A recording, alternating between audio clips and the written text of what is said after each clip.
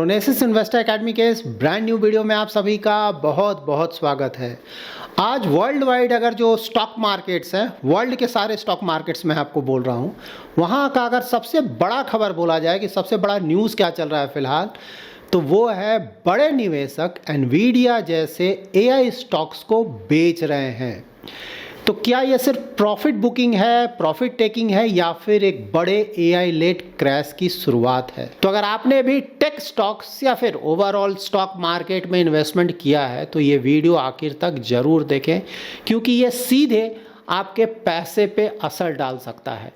तो देखिए, इस वीडियो में मैं आपको बताने जा रहा हूँ कि एआई स्टॉक्स कौन कौन बेच रहा है, एआई रिलेटेड स्टॉक्स क्यों बेच रहा है, क्या कारण है जिसके कारण बेचा जा रहा है, और अगर यूएस मार्केट में गिरावट आया, दैट इज़ कितना गिरावट आ सकता है, तो उसका भारत, चीन या फिर यूरोप या फिर दूसरे कंट्रीज़ के स्टॉक मार्केट पे क्या असर पड़ सकता है, और क्या ये जो गिरावट आएगा वो 2000 के .com बबल जैसा होगा या फिर 2000 के 8 क्रैश जैसा होगा। और सबसे इंपॉर्टेंट क्वेरी तो ऑफकोर्स यहाँ पे यही आता है ना कि इस तरह के माहौल में इन्वेस्टमेंट करने का तरीका क्या होना चाहिए, इन्वेस्टर्स को क्या करना चाहिए। तो इन्फॉर्मेटिव वीडियो एज ऑलवेज पूरा देखिए, अच्छी तरह से समझे, पसंद आए तो लाइक और शेयर जरूर करें। पहली बार हमारे यूट्यूब चैनल पे आ रहे हैं तो चैनल को जरूर सब्सक्राइब करें। मार्केट अपडेट देख लेते हैं ना कि वर्ल्ड वाइड चल क्या रहा है। तो देखिए, वर्ल्ड वाइड ज़्यादातर स्टॉक मार्केट्स देखेंगे ना तो कंप्लीट ब्लड बाथ चल रहा है। पहले इंडियन मार्केट देख लेते हैं, उसके बाद वर्ल्ड मार्केट्स को मैं कवर करूँगा। इंडियन मार्केट्स अगर देखेंगे तो यहाँ तो कुछ खास अच्छा दिख नहीं रहा है। Like large cap, mid cap, small cap, micro cap का परफॉर्मेंस आप चेक कर सकते हैं, और यहाँ पे आप सेक्टर और थीम का परफॉर्मेंस चेक कर सकते हैं। तो हालात तो आज कोई खास है नहीं, कुछ भी आपको देखने को नहीं मिल रहा है यहाँ पे। और अगर वर्ल्ड मार्केट्स देखेंगे तो देखिए, यूएस मार्केट तो गिरा हुआ है, और सिर्फ ये गिरा हुआ नहीं है, प्री मार्केट भी देखेंगे तो वहाँ भी हालात कोई अच्छे हैं नहीं। एशिया के मार्केट्स को देखेंगे तो वहाँ भी अच्छा खासा गिरावट, इनफैक्ट जापान का मार्केट तो 3% से भी ज़्यादा गिर चुका है। और यूरोपियन मार्केट देखिए, यहाँ भी अच्छा खासा गिरावट ना 1% के आसपास का गिरावट। तो बोल सकते हैं कि कंप्लीट ब्लड बाथ चल रहा है। यहाँ पे चिंता का बात यह है कि सिर्फ स्टॉक मार्केट ही नहीं गिर रहा है, क्रिप्टोज देखें, बिटकॉइन $91,000 के आसपास आ चुका है, इनफैक्ट उससे नीचे ही थोड़ा दिख रहा है। तो वहाँ भी अच्छा खासा, पिछले कुछ दिनों से अच्छा खासा गिरावट देखने को मिला है। इस बार गोल्ड और सिल्वर, वहाँ भी अगर आप देखेंगे ना तो वहाँ भी अच्छा खासा गिरावट देखने को मिल रहा है। तो ओवरऑल ज़्यादातर जो एसेट क्लासेस हैं उनका हालात ख़राब है। अब जान लेते हैं कि एआई रिलेटेड स्टॉक्स को बेच कौन रहा है। तो सबसे पहले तो बर्कशायर हैथवे, एप्पल में उन्होंने अपना होल्डिंग, उस कंपनी ने अपना होल्डिंग कम किया है, लेकिन अल्फ़ाबेट जो कि गूगल की पेरेंट कंपनी है वहाँ पे स्टेक बढ़ाया है। देखिए, बहुत इंपॉर्टेंट है जो मैं बोल रहा हूँ, उसको आप समझें, ठीक है ना। एक से हटाया, सही बात है, एक कंपनी से, लेकिन दूसरे कंपनी में बढ़ाया है स्टेक। उसके बाद सेकेंड देखेंगे तो सॉफ्ट बैंक ग्रुप ने भी एनवीडिया में अपना अच्छा खासा स्टेक बेचा है, $5.83 बिलियन का स्टेक। लेकिन इन्होंने वहाँ तो बेचा, ठीक है, लेकिन ओपन एआई में उनका अच्छा खासा इन्वेस्टमेंट है, उस इन्वेस्टमेंट को उन्होंने टच नहीं किया है। थर्ड एग्जांपल है, एक बिलियनियर इन्वेस्टर हैं, बहुत बड़े इन्वेस्टर हैं, पीटर थिल ना, उनका एक हेज फंड है थिल मैक्रो, ठीक है। उन्होंने भी बोला जा रहा है कि $100 मिलियन का स्टॉक्स बेचा है एनवीडिया का, ठीक है। तो बहुत ज़्यादा बिकवाली आ रहा है। लेकिन यहाँ पे ये भी ध्यान में रखना है कि थिल मैक्रो ने, ठीक बात है, एनवीडिया का स्टॉक बेचा है, लेकिन एप्पल या फिर माइक्रोसॉफ्ट या फिर एलन मस्क का जो टेस्ला कंपनी है वहाँ पे उन्होंने अपना स्टेक बनाया हुआ है। तो ठीक, ये बात बिल्कुल सही बात है कि कहीं कहीं अच्छा खासा बिकवाली हो रहा है, लेकिन ऐसा नहीं है कि पूरी तरह से लोग एआई रिलेटेड स्टॉक से निकल रहे हैं या फिर मैग्निफिसेंट स्टॉक से निकल रहे हैं। और यहाँ पे सिर्फ जो नाम मैंने बताया, इसके अलावा भी और भी जो दूसरे हेज फंड्स हैं उनका भी अगर आप डिटेल चेक करेंगे तो वहाँ भी जो ये मैग्निफिसेंट 7 कंपनीज़ है ना, थोड़ा बहुत वहाँ पे बिकवाली चल रहा है, ठीक है।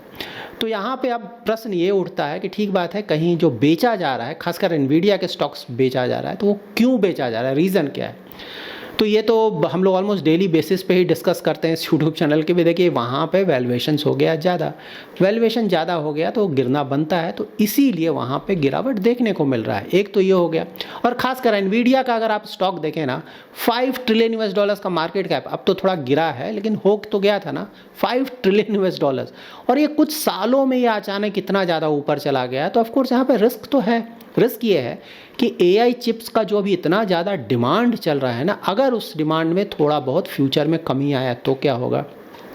साथ ही समय के साथ धीरे धीरे कंपटीशन बढ़ेगा, कंपटीशन बढ़ेगा तो इनका जो मार्जिन है ना, उस पे मार्जिन पे प्रेशर पड़ेगा। ठीक है, तो ये सब सोच कर ही थोड़ा बहुत मार्केट में आप देख रहे हैं कि ऑलरेडी जो पैनिक है वो स्टार्ट हो चुका है। सिर्फ आज या कल मार्केट नहीं गिरा है ना, पिछले कुछ दिनों से लगातार एआई रिलेटेड स्टॉक्स पे प्रेशर बना हुआ है। तो यहाँ क्या किया जा रहा है कि भाई पैसा निकाल कर, ठीक है, जहाँ जहाँ लग रहा है कि वैल्यूएशन बहुत ज़्यादा हो गया वहाँ से पैसा निकाल के थोड़ा दूसरे जगह लगाया जा रहा है, डाइवर्सिफिकेशन किया जा रहा है। ठीक है, और साथ ही ऑफकोर्स जब कहीं भी आपका प्रॉफिट बहुत ज़्यादा आ जाता है तो कई सारे इन्वेस्टर्स हैं थोड़ा प्रॉफिट बुकिंग तो करते हैं, तो वहाँ पे उन्होंने प्रॉफिट बुकिंग भी किया है और रिस्क ऑफ चल रहा है। लाइक आईएमएफ ने भी क्लियरली बोला हुआ है, बैंक ऑफ इंग्लैंड ने बोला हुआ है कि भाई वैल्यूएशंस बहुत ज़्यादा हो गया है एआई रिलेटेड स्टॉक्स में, तो वहाँ हो सकता है कि अचानक ही बहुत बड़ा गिरावट आ जाए, तो उसका भी तो एक डर का माहौल बनता है।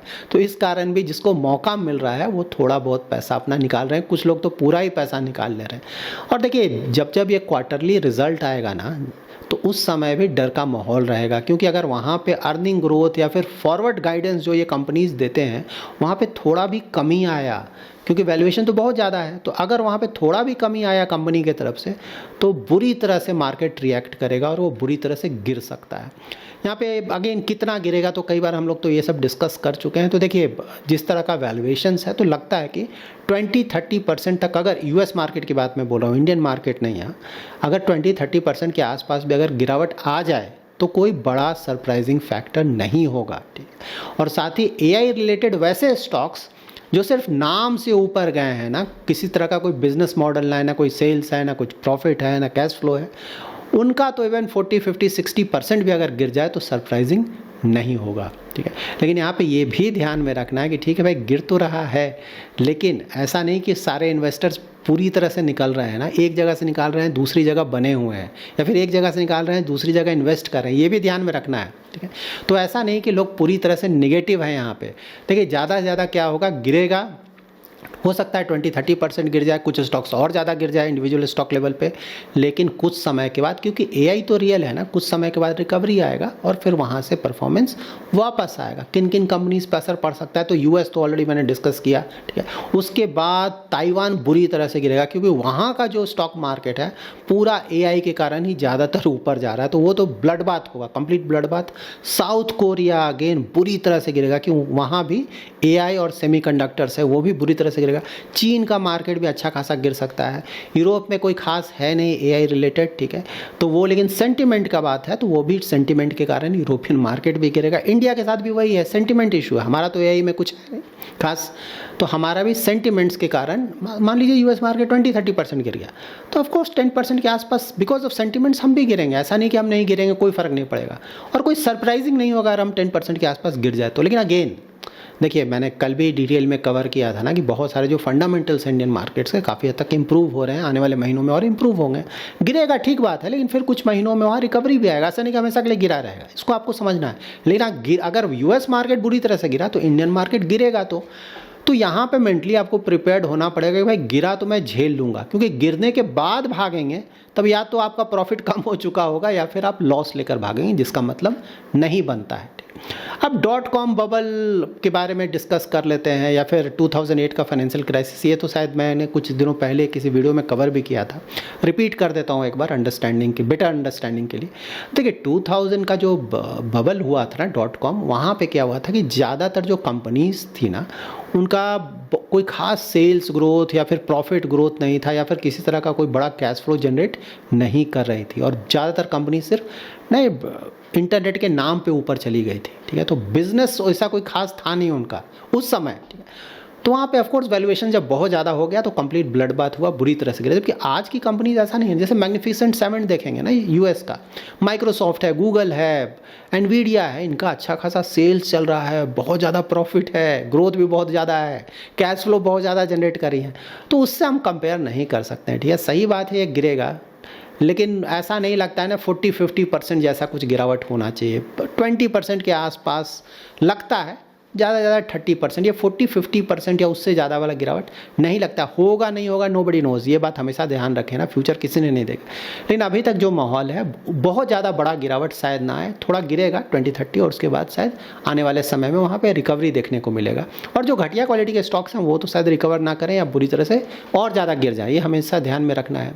देखिए यहाँ पे ये भी ध्यान में रखें ना कि 2008 का जो फाइनेंशियल क्राइसिस है उससे भी अगर आप कंपेयर करेंगे तो बिल्कुल अलग है। वहाँ पे क्रेडिट का प्रॉब्लम आ गया था ना, सब प्राइम क्राइसिस, मतलब वैसे लोगों को लोन दिया गया जिनको लोन नहीं देना चाहिए था।